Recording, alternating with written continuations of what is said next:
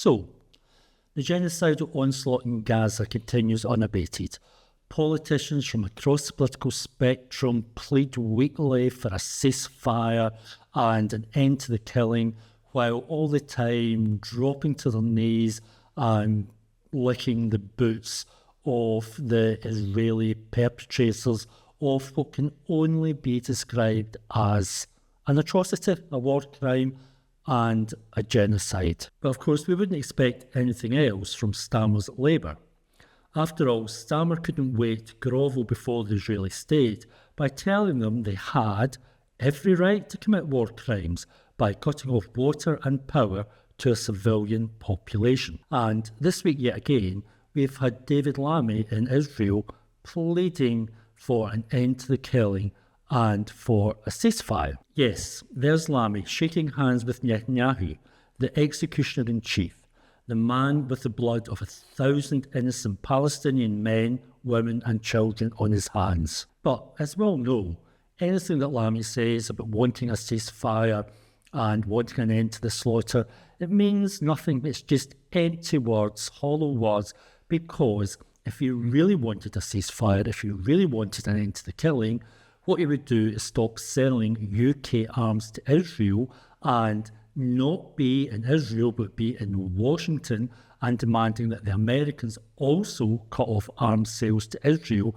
and, even more importantly, stop funding Israel, because if the US did that, do you know what? We'd have a ceasefire within the week. Regardless of what Lammy claims the purpose of the visit is, the Israeli government is spinning it as a show of support. Foreign Secretary David Lammy met with Israeli Foreign Minister Israel Katz today. Katz expressed thanks for Lammy's support of Israel. In January, Katz called for Palestinians to be relocated to an artificial island in the Mediterranean Ocean. Oh well, at least Mr. Katz's solution to what Israel no doubt thinks of as the Palestinian problem is a lot more humane than the actual final solution that Israel has decided to embark on in the killing fields of Gaza. Genocide in Gaza, a call to urgent global action. What is happening in Gaza fits the definition of genocide. But as we're all learning, no matter how low your expectations are of Stammer's Labour, they will still find new ways every day, every week, every month to still disappoint you further. But one party that did seem to have acquitted itself well when it came to the Israeli onslaught in Gaza was the SNP. This can be traced back to the SNP's motion in Westminster early in the conflict demanding an immediate ceasefire, which Labour scuppered. This, combined with the clear moral clarity shown by the previous SNP leader, Humza Yousaf, on Palestine, led many of us to believe that on this issue, the party stood in stark contrast to the cowards currently heading up the Labour Party. But events this week have thrown that assumption into doubt. Secret meeting anger after SNP ministers' talks with Israeli diplomat. SNP accused of hypocrisy over Scottish Government meeting with Israeli Deputy Ambassador. The Scottish Government faces a backlash for agreeing to meet with an Israeli representative while Gaza is still subject to repeated bombing raids. Well, I'll tell you what, Daily Record, I think Gaza's been subjected to a hell of a lot more than just repeated bombing raids. It's being subjected to an ongoing genocide, slaughter and multiple war crimes. It seems the Scottish Government had no intention of publicising this meeting between the Scottish Culture Minister, Angus Robertson, and the Israeli Deputy Ambassador, Daniela Grunsky. But as things turned out, Daniela had different ideas because, of course, she saw a perfect photo op, a perfect piece of propaganda that gives a veneer of legitimacy to the rogue state that is Israel. So she posted this on X. Thank you, Angus Robertson, for welcoming us to wonderful Scotland. Discussed the unique commonalities between Israeli flag, Scottish flag, and also emphasised the urgent need to bring back our 115 hostages. Looking forward to cooperating in the fields of technology, culture and renewable energy. Well, suffice to say, wonderful Scotland, as she phrases it, wasn't quite as welcoming as Angus Robertson appears to have been. The lack of political nuance or moral compass is turning the meeting with the Israeli ambassador into a full-blown political crisis for John Swinney and the SNP. The anger from within the SNP has been palpable, ranging from the party's ordinary members to its councillors, MSPs and MPs. But let's have a quick look at Angus Robertson's track record when it comes to Israel. Do you remember the Al Jazeera documentary The Lobby, which looked at Israeli interference in British politics? Well, Angus Robertson, not just Labour MPs, as it turned out, and politicians, but Angus Robertson had a little starring role in that as well. It seems that Robertson's usefulness to the Israeli state was identified as far back as 2017. In undercover footage recorded as part of Al Jazeera's investigation The Lobby, a senior political officer at the embassy who was forced to quit after the film exposed his attempts to manipulate British politics is seen boasting of his relationship with Angus Robertson to an undercover reporter. In this context, what's particularly interesting about Daniela Grunsky's post is the language and the terminology that she used in that post. She talks about the unique communalities between Israel and Scotland. In 2017, Angus Robertson also talked about a unique communality between Scotland and Israel. Israel, a successful start-up nation. Speaking to the Jewish Chronicle on his return in November from Israel, Robertson praised Israel's success as a start-up nation and looked forward to the huge potential for trade and tourism with Scotland. So, apparently, Robertson believes that the fascist genocidal state of Israel is an ideal role model for Scotland if and when it becomes a new start-up nation independent of the rest of the UK. How interesting. But even more bizarre was this little snippet that was part of the Al Jazeera 2017 expose. Robertson had also told him a story from Scotland's history of a 14th century manuscript that laid claim to the Scottish nation by declaring that the Scots were in fact one of the lost tribes of Israel. Goodness, who knew? But things were about to get worse for the SNP. Next we had John Swinney, Scotland's First Minister, and his truly woeful attempt to justify Angus Robertson's meeting with the Israeli Deputy Ambassador. Last week, the Cabinet Secretary for External Affairs met the Israeli UK Deputy Ambassador to express the Scottish Government's clear and unwavering position on the need for an immediate ceasefire in Gaza.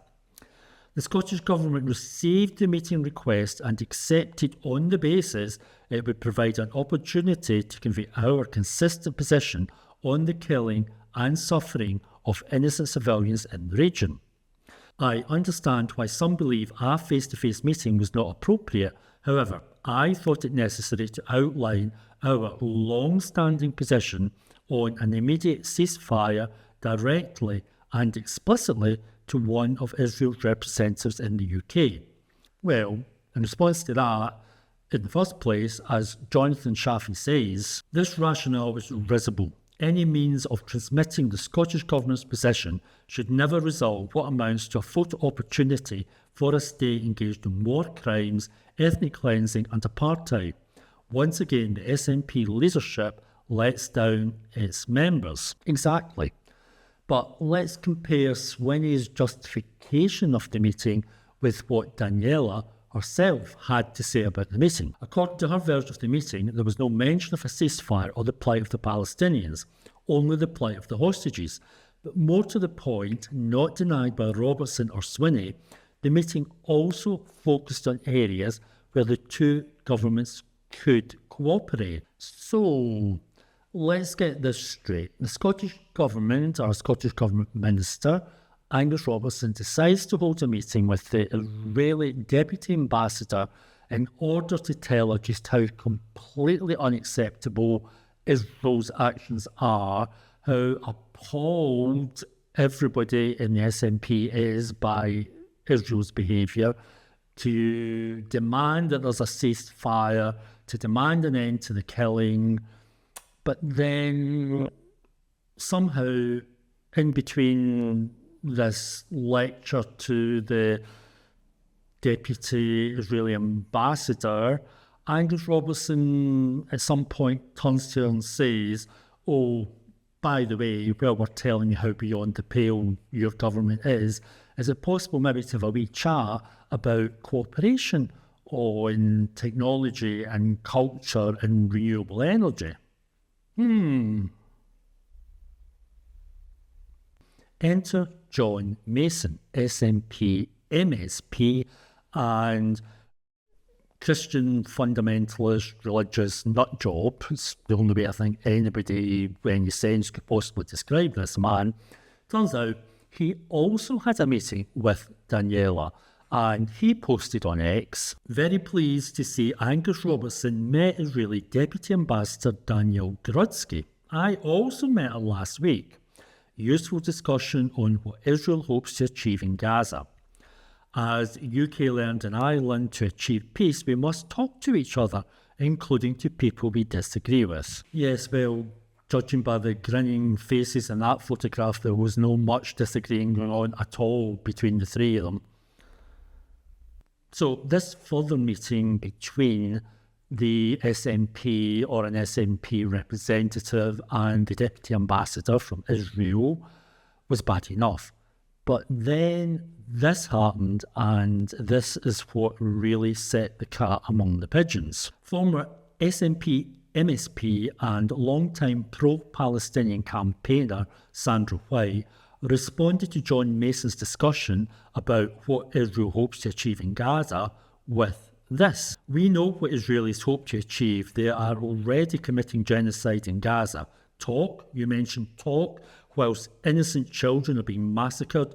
You make me sick, John. The SNP should disown you as I have." Then, unbelievably, Mason replied with this: "If Israel wanted to commit genocide, they would have killed 10 times as many." Well, if SNP members and supporters had been angry and upset before this, well, you can just imagine the effect that that particular response had. So now we know Hitler didn't really commit genocide because the Nazis could have killed a lot more Jews if they'd really tried. The Rwandan government didn't really commit genocide because they could have killed a lot more Tutsis if they just really tried. As Neil Findlay says, we should all be very grateful to John Mason for this revised definition of what constitutes a genocide. John Mason offering his deeply developed theory on genocide.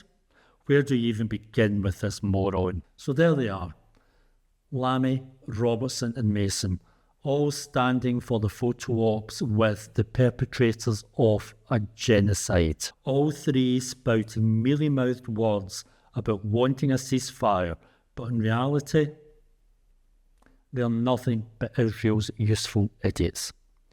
Please help support Left-Wing Voices on social media by liking the video and following the channel, and chat again soon.